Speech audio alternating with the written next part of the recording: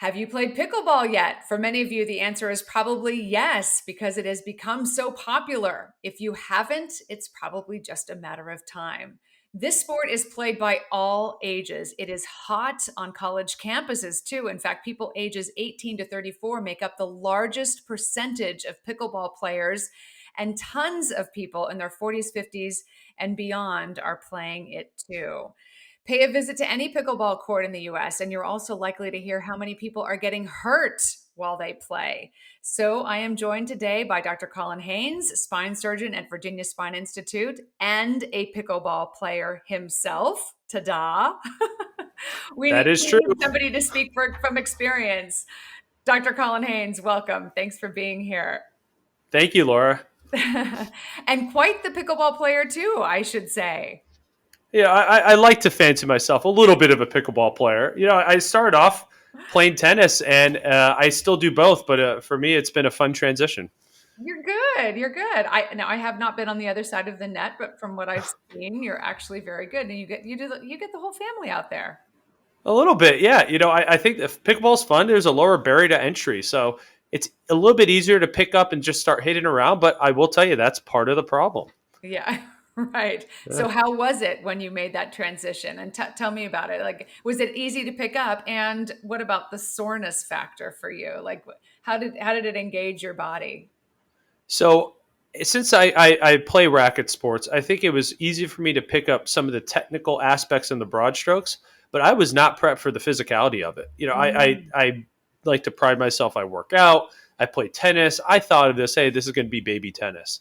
So the first time I played doubles. I played against some people who kind of knew what they were doing, but they were taking it easy on me. And I played for about 3 hours because I thought it's nothing. And then I realized how much I was sweating. And then the following day, I could barely walk. I was so sore. I didn't hurt myself, but my muscles were killing me. It's a real Yeah. workout. You're just engaging different parts of the body or different muscles that you don't normally engage. Is that right? That's absolutely correct. So for me, I was still working out similar muscles, but a lot of the side to side, a lot of the quick movements, a lot of the bending over, I wasn't prepped for. So that's why I had a lot of muscle soreness that happened after my first time. Okay, so there's soreness and then there's injury. Why are so many people getting hurt playing this sport? I mean, it's actually quite surprising to me. And I've played a couple of times, but I'm surprised that people get hurt so often. Yeah, it's a little bit of the weekend warrior mentality where Mm. just like I didn't view it seriously enough, I went out, didn't stretch, I went out and just started hitting around.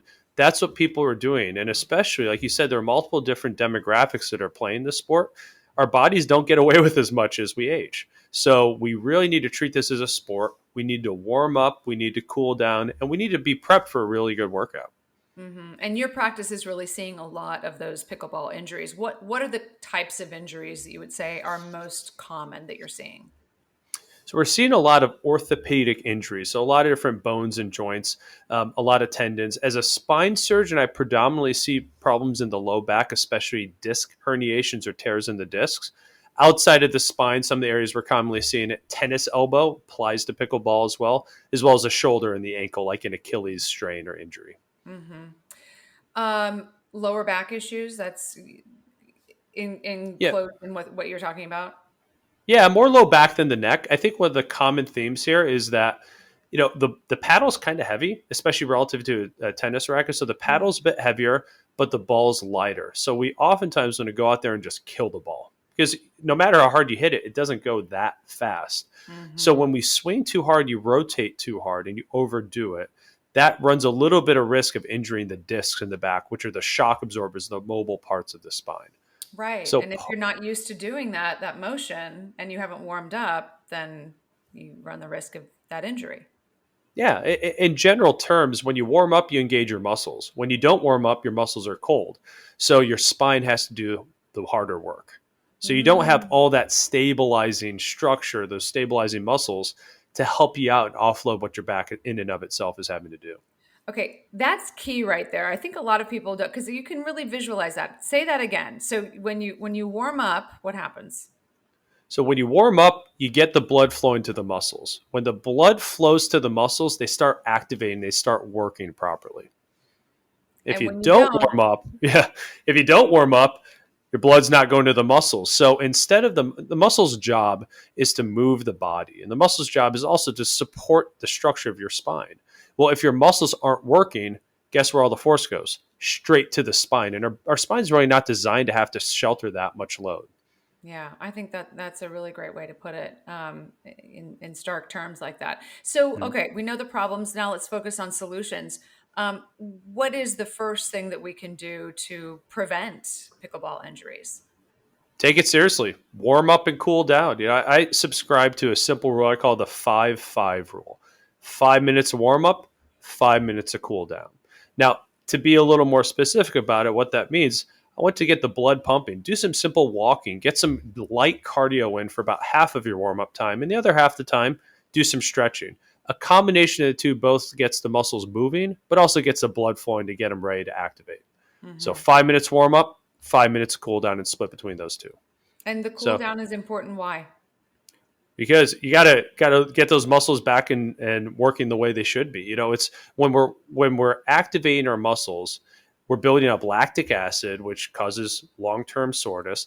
But also, we really need to cool our muscles down in order to get them restoring back to their healthy spot. So I'm glad you pointed that out because I think oftentimes people neglect the cool down.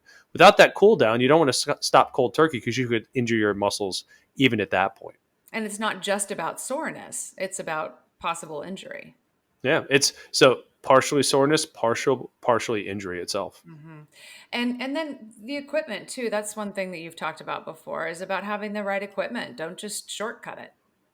So speaking from personal experience, I was using running shoes to play in tennis and pickleball. And one thing actually that was very profound to me, my shoes tore. So it's a lot of side to side motion. So I looked down to my running shoes because running shoes are forward and backward. It's not this side to side. The shoes in and of themselves, not only did they not have enough side to side mobility, but they actually tore at a weak point from all that side to side motion. So I picked myself up tennis shoes and immediately I was actually relatively floored. I felt much more comfortable. I felt much more stable in the side to side. And also, if you look at tennis or pickleball shoes, there's this big rubber protection, like strength stability part in the front. That's really critical for making sure your shoes don't tear. Hmm. Yeah. So it's not just, and you could roll your ankle. I mean, Hmm. it's not just about the spine. It's about every Yeah, part of your it's body. about everything. I just immediately felt more stable foundation up, and the more your ankles are supporting your load, the less your back has to do to compensate. Yeah. All right. So we're ready to play. We've warmed up. We've got the right equipment. What are the tips on form? Yeah, don't go straight to kill it. And that's really a tendency. I think to not to create a contrast with tennis, but tennis you can use more power to get past your player, and pickleball it doesn't work so well. So when people don't know the form quite as well, because a wiffle ball just gets slowed down, you try to hit the ball too hard. You're not using the proper form. You're overusing your muscles, and you can potentially tweak a joint, a ligament, your spine in and of itself. So really using the proper easy stroke is ideal. One of the things very specific to the spine, we want to avoid too much bending over. So ideally, it's nice if you can move your legs more than your upper body. The way I like to think about pickleball is you want to have the proper form with every hit. And the way you do that, you move your body to get to the point so you can just hit in the same manner every single time. So the more you move your feet, the less you have to mess up your back in a sense. Yeah. Okay. All right. So then we come off the court. We've cooled down. We're sore the next day because we're that weekend warrior. How do we differentiate between I'm really sore, I need to do more stretching, I'm hurting here, and I've got an injury, I need to go see my doctor? Where's the pain point? There are a couple of red flags to look out for. Things that I really want people to watch out for are numbness and tingling going down the legs, weakness that's true weakness, not like, hey, my muscle hurts, so it's not contracting as much. More so like, I want to contract my muscle and it's just not doing as good of a job.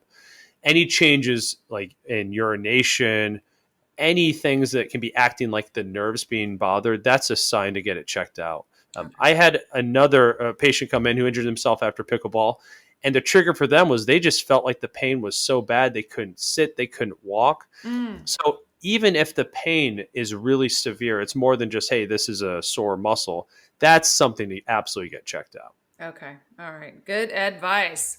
We got to be strong out there on the pickleball court because this is growing. When we get that invitation to go join people on the court, we need to be able to say yes with, confidence that we can get out there. Yeah, it's great for physical health. It's great for socialization. It's great for mental health. I think that pickleball and sports in general are wonderful. Yeah, yeah. Good. All right. Well, thanks for the tips and thanks for keeping us healthy on the courts and getting us back to where we need to be, back to our lives. All right, I'll see you out there on the court. Thanks, Dr. Colin Haines, Virginia Spine Institute. Thank you. Thank you.